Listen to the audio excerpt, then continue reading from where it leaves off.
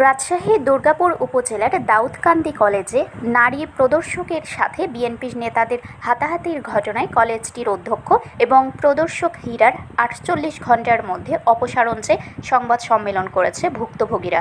দুপুরে সাহেববাজার এলাকায় একটি রেস্টুরেন্টে সংবাদ সম্মেলনের আয়োজন করে দাউদকান্দি বাজার এলাকাবাসী।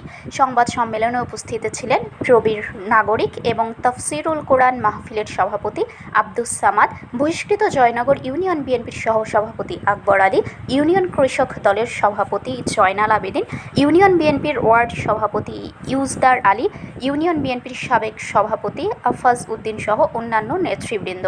সংবাদ সম্মেলনে আব্দুস সামাদ দাবি করেন, বেশ কয়েকটি মিডিয়া ভুল খবর প্রচার করায় তাদের মান সম্মান হানি হয়েছে।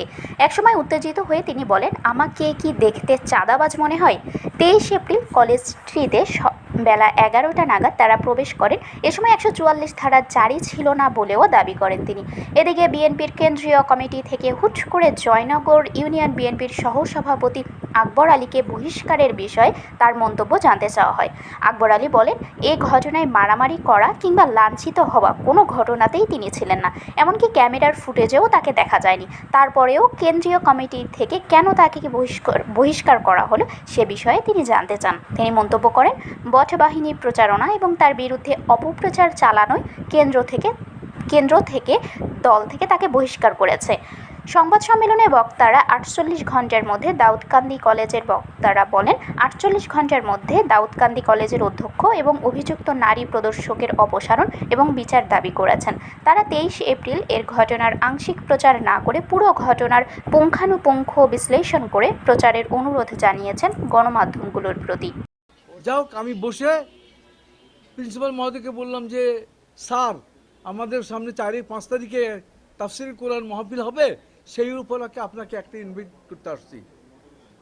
আশা করি আমাদের এই তাফসির কোরআনে আপনার সার্বিক সহযোগিতা করবেন। আমাকে প্রশ্ন করুন যে সার্বিক সহযোগিতা কি করব। তা বললেন যে আপনার স্টাফের সঙ্গে আপনি ওই মাহফিলে উপস্থিত থাকলে আমরা কৃতজ্ঞ হব এবং আমরা ধন্য হব। আর দ্বিতীয়ত হলো, এই কলেজ গ্রাউন্ডটা আমরা 2 রাত্রির জন্য চাই। কি জন্য? ওখানে আমরা গ্যারেজ রাখি, মুসল্লিবৃন্দ মোটরসাইকেলে আসলে ওখানে আমরা নিরাপদভাবে রেখে দিই। এই কথা বলার সঙ্গে উনি আমার এই খামটা নিয়ে আমাকে বললো যে হ্যাঁ, আমি খুব খুশি হলাম আপনার এই আমন্ত্রণে। এগুলো আমাকে মুসাফির করতেই ওই মহিলা তীর্যকভাবে একেবারে বলে ওঠে, হ্যাঁ, আপনার কার হুকুমে আপনারা এই প্রিন্সিপালের রুমে ঢুকছেন? কার পারমিশনে? আমার পারমিশন নিয়েছে, আমার বাবার কলেজ এটা, আপনি কখনো ঢুকতে পারেন না। আমি বলি যে এটা কি কথা বলো তুমি? আমার মেয়ের মতো, আমাকে চাচা বলে ডাকো, আর প্রিন্সিপাল কথা বলছে না, তুমি কেন কথা বলছো? তুমি কে? তখন বলছে, আপনি জানেন না আমি কে? তখন আমি তো জানি যে তুমি এই মেয়ে একটা, এই কলেজে তোমার কি র্যাঙ্ক, কি করো তা তো আমি জানি না। যাই কথা বলার পরে আমাকে খুব জোরে একটা ধাক্কা দিল। তখন এসদার এই ছেলেটা ওই মেয়েকে বললো যে একটা সম্মানী লোক, বয়োবৃদ্ধ লোক, তোমার বাপের বয়সে, তাকে তুমি ধাক্কা দিলে কেন? ওই দৌড়ে এসে তাকে টাচ করে 2 গালে চড় মারি দিল।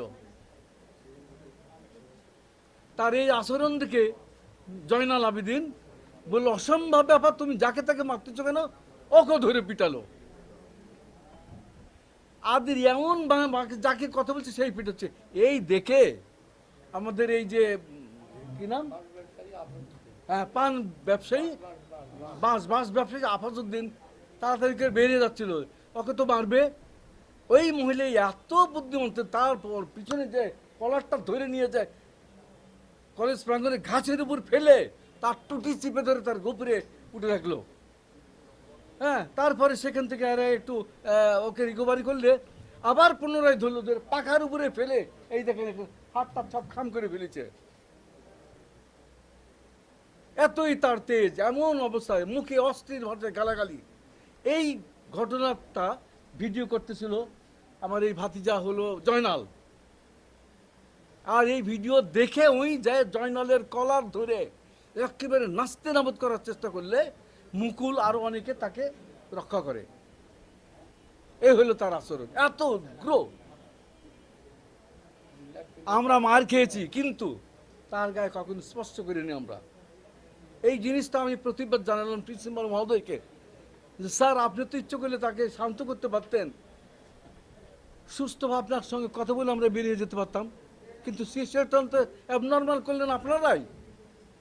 What is this? আমাদের সরকারি কলেজ, আমাদের প্রতিষ্ঠান, আমাদের প্রিন্সিপাল, আমরা এই যে এখানকার সব দেখভাল করি, আর আমাদেরকে এভাবে অপমান করলেন, এটা কি ঠিক হলো?